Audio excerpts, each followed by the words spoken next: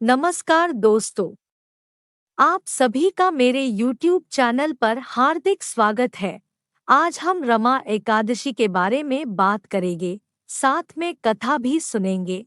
आइए जानते हैं, यह व्रत कब रखा जाएगा। रमा एकादशी का व्रत हिंदू पंचांग के अनुसार कार्तिक मास के कृष्ण पक्ष की एकादशी तिथि के दिन रखा जाता है। ज्योतिष शास्त्र के अनुसार रमा एकादशी का व्रत बाकी एकादशी में ये शुभ और महत्वपूर्ण माना जाता है। ऐसी मान्यता है कि जो इस व्रत को रखता है उसे ब्रह्महत्या सहित कई पापों से मुक्ति मिल जाती है। रमा एकादशी का व्रत करने से सभी पाप मिट जाते हैं। आइए जानते हैं, इस साल रमा एकादशी का व्रत कब रखा जाएगा। साथ ही जानेंगे पूजा विधि और महत्व। कार्तिक मास की कृष्ण पक्ष की एकादशी तिथि का व्रत 9 नवंबर को रखा जाएगा।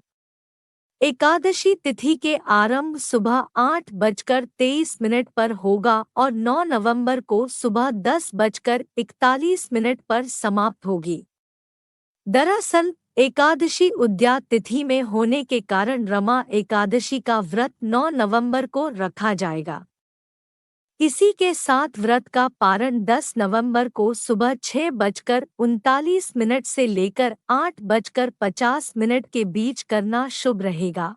रमा एकादशी व्रत पूजा विधि। रमा एकादशी के दिन सुबह स्नान आदि करने के बाद भगवान विष्णु की प्रतिमा मंदिर में स्थापित करें। यदि आपके पास पहले से ही प्रतिमा है तो भगवान विष्णु का गंगाजल से अभिषेक कराएं। इसके बाद व्रत का संकल्प लें। इसके बाद भगवान विष्णु की पूजा पूरे विधि विधान के साथ करें। इसके बाद भगवान विष्णु को धूप, दीप, नैवेद्य, पुष्प अर्पित करें। इसके बाद विष्णु सहस्त्रनाम का पाठ करें, साथ ही रमा एकादशी की व्रत कथा पढ़े। अंत में ब्राह्मणों को भोजन कराकर और दान देकर आशीर्वाद प्राप्त करें। पद्म पुराण के अनुसार जो व्यक्ति रमा एकादशी का व्रत करता है उससे भगवान विष्णु बहुत प्रसन्न होते हैं और उसे बैकुंठ की प्राप्ति होती है। साथ ही रमा एकादशी के व्रत रखने से व्यक्ति को सभी तरह के पापों से मुक्ति मिलती है। साथ ही माता लक्ष्मी की पूजा करने का भी विधान है। एक बार युधिष्ठिर ने भगवान श्री कृष्ण से कार्तिक कृष्ण के एकादशी की महिमा बताने की प्रार्थना की। तब भगवान श्री कृष्ण ने उनको बताया कि इसे रमा एकादशी के नाम से जानते हैं। जो भी इस व्रत को विधिपूर्वक करता है वह विष्णु लोक का अधिकारी बनता है। जो रमा एकादशी व्रत कथा को सुनता है उसके सारे पाप नष्ट हो जाते हैं। आइए रमा एकादशी व्रत की कथा सुनते हैं। पौराणिक कथा के अनुसार एक समय में मुचुकुंद नाम का राजा था जो बड़ा ही धर्मात्मा और परोपकारी था। उसकी बेटी का नाम चंद्रभागा था। उसने बेटी का विवाह चंद्रसेन के बेटे शोभन से किया। एक दिन शोभन अपने ससुराल आया। उस समय रमा एकादशी व्रत आने वाली थी। इस बात को जानकर चंद्रभागा चिंतित हो गई, क्योंकि उसके राज्य में एकादशी पर कोई भोजन नहीं करता था और उसका पति बहुत दुर्बल था। रमा एकादशी के एक दिन पूर्व ही राजा ने पूरे राज्य में घोषणा कर दी कि रमा एकादशी के दिन कोई भी भोजन नहीं करेगा।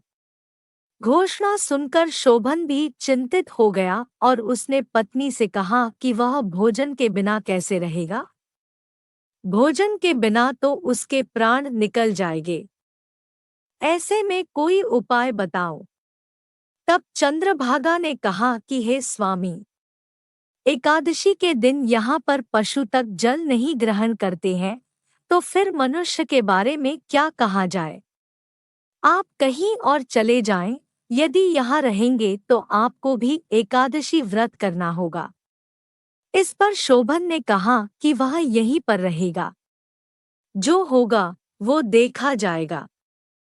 रमा एकादशी के दिन शोभन ने भी व्रत रखा। सूर्यास्त के समय तक वह भूख और प्यास से व्याकुल हो गया। रात्रि का जागरण उसके लिए कष्टकारी था। अगली सुबह शोभन के प्राण निकल गए। तब राजा ने उसका विधिपूर्वक अंतिम संस्कार किया और उसकी बेटी चंद्रभागा मायके में रहने लगी। रमा एकादशी व्रत के पुण्य प्रभाव से शोभन को मंदराचल पर्वत पर एक सुंदर नगर देवपुर प्राप्त हुआ। वह सभी प्रकार के सुखों और ऐश्वर्य से वहां रहता था। एक दिन मुचुकुंद के नगर का एक ब्राह्मण सोम शर्मा देवपुर में पहुंच गया। उसने शोभन को देखकर पहचान लिया कि वह राजकुमारी चंद्रभागा का पति है। शोभन भी उसे पहचान लिया और उससे मिला। सोम शर्मा ने शोभन को बताया कि उसकी पत्नी और ससुर सभी सुखी हैं, लेकिन आप बताएं कि आपको ऐसा सुंदर राज्य कैसे मिला। तब शोभन ने कहा कि यह सब रमा एकादशी व्रत का पुण्य प्रताप है, लेकिन यह सब अस्थिर है क्योंकि उस व्रत को श्रद्धारहित होकर किया था। आप चंद्रभागा को इसके बारे में बताएं तो यह स्थिर हो जाएगा। तब सोम शर्मा चंद्रभागा के पास गए और सभी बातें बताई और नगर को स्थिर करने का उपाय करने को कहा। चंद्रभागा के कहने पर सोम शर्मा उसे मंदराचल पर्वत के पास वामदेव ऋषि के पास लेकर गए। वहां ऋषि ने चंद्रभागा का अभिषेक किया, जिससे वह दिव्य शरीर वाली हो गई और दिव्य गति को प्राप्त हुई। उसके बाद वह अपने पति शोभन के पास गई। तब शोभन ने उसे अपनी बाईं ओर बैठा लिया। उसके बाद चंद्रभागा ने अपने एकादशी व्रत के पुण्य को प्रदान किया, जिससे उसका राज्य प्रलय के अंत तक स्थिर हो गया। उसके बाद चंद्रभागा और शोभन आनंद पूर्वक रहने लगे। अगर आपको यह जानकारी अच्छी लगी तो मेरे वीडियो को लाइक करें और साथ ही मेरे चैनल को सब्सक्राइब करना ना भूलें। धन्यवाद।